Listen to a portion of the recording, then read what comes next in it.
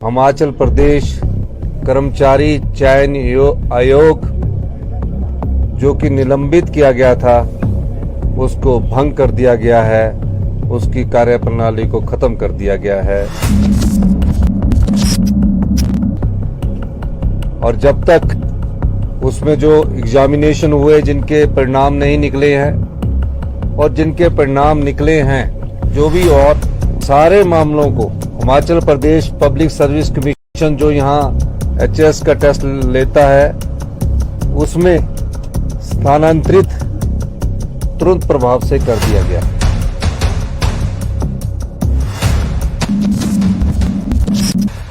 ऐसी संभावनाएं व्यक्त की जा रही हैं कि पुलिस भर्ती का ये पेपर जो है वो रिटन टेस्ट के लिए जो था वो लीक हुआ है, ऐसी संभावनाएं लग रही है।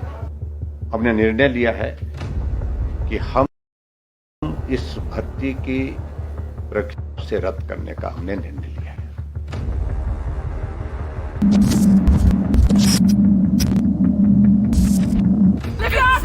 मजबूर कर रहे हैं और कोई और क्राइटेरिया होता है जॉब लेने का तो वो बता दिया जाए ना, वो करें हम। मेरा 8 मंथ का बच्चे में उसको छोड़ के आई हूँ इधर। ये किस्मत नहीं है सर, ये सिस्टम हमारे को आंसू दे रहा है। भगवान को अब ऊपर आके आना पड़ेगा, बोलना पड़ेगा नौकरी दे दो इनको। कितना करे सर, कितना कोऑपरेट करे, 3 साल से सर कितना करे, 3 एग्जाम क्वालिफाई करके नौकरी नहीं है। हिमाचल जैसे शांत प्रदेश में आखिर भर्तियों पर किसकी नजर लग गई है? हिमाचल में सीबीआई लगातार धांधलियों को देखते हुए जांच कर रही है। शिमला में सीबीआई की टीम ने मॉल रोड स्थित मुख्य डाकघर में दबिश दी। जनरल पोस्ट ऑफिस में भर्तियों में धांधली को लेकर सीबीआई ने छापा मारा, जिससे अधिकारियों व कर्मचारियों में हड़कंप मच गया। लेकिन सबसे बड़ा सवाल यहाँ पर यह है कि आखिर ये धांधलियां कितने समय से हो रही थी? हिमाचल में सीधे तौर पर विजिलेंस की नजर भर्तियों में हो रहे घोटाले पर है। पेपर लीक मामला तो आप सभी को याद होगा ही। एक तरफ जहां भर्तियां फंस गई हैं, तो वहीं दूसरी तरफ युवा इंतजार में हैं। हिमाचल में सरकारी नौकरियों के पेपर लीक होना कोई नई बात नहीं है। पिछले कुछ सालों में एक के बाद एक कई सरकारी नौकरियों की परीक्षाओं के पेपर लीक हुए हैं। पुलिस भर्ती से लेकर विश्वविद्यालय और यहाँ तक कि शिक्षा बोर्ड के पेपर भी लीक हुए। पिछले कुछ सालों में हिमाचल प्रदेश में बड़े पेपर लीक कांड हुए हैं, जबकि कर्मचारी चयन आयोग में तो भर्ती में धांधली का मामला 20 साल पहले भी सामने आया था। हिमाचल प्रदेश कर्मचारी चयन आयोग ने मई 2022 में 198 पदों के लिए आवेदन मांगे थे। अक्टूबर में 121 पद और जोड़े गए। 319 पदों के लिए 476 परीक्षा केंद्रों में 1,03,344 अभ्यर्थियों ने परीक्षा देनी थी। परीक्षा के 2 दिन पहले ही ये पेपर जो है वो लीक हो गया था।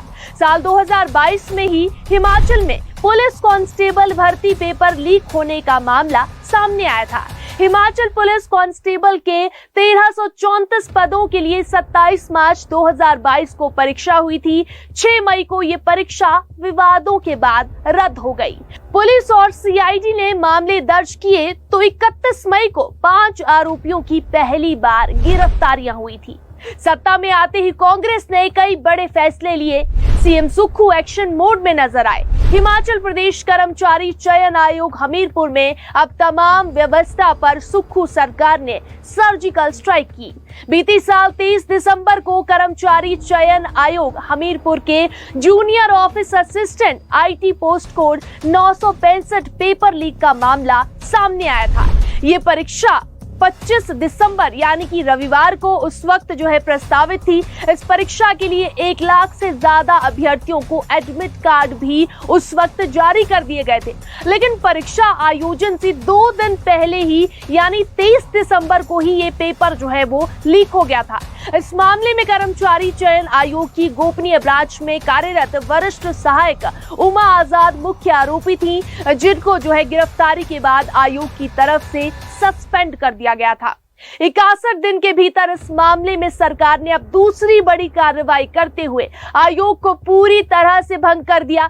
जनवरी माह में कर्मचारी चयन आयोग की जो फंक्शनिंग है उसको प्रदेश सरकार ने सस्पेंड कर दिया था।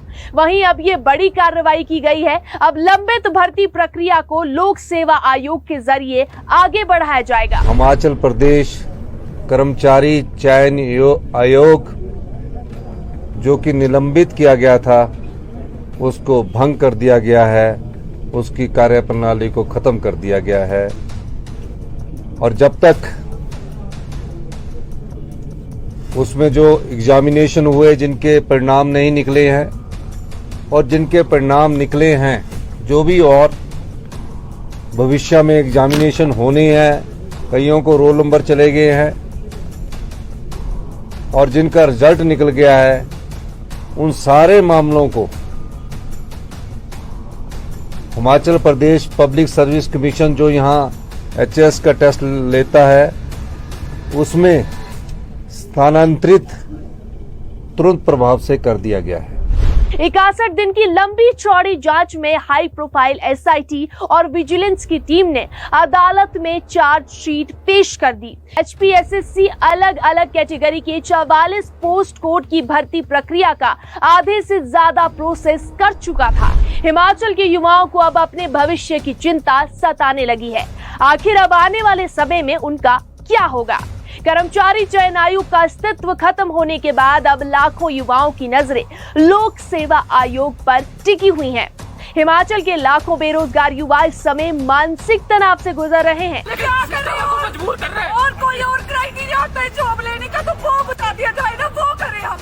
8 मंथ का बच्चे को उसको छोड़ के आई है। ये किस्मत नहीं है सर, ये हमारे सिस्टम को यहाँ आंसू दे रहा है। भगवान को अब ऊपर आके आना पड़ेगा, बोलना पड़ेगा, नौकरी दे दो इनको।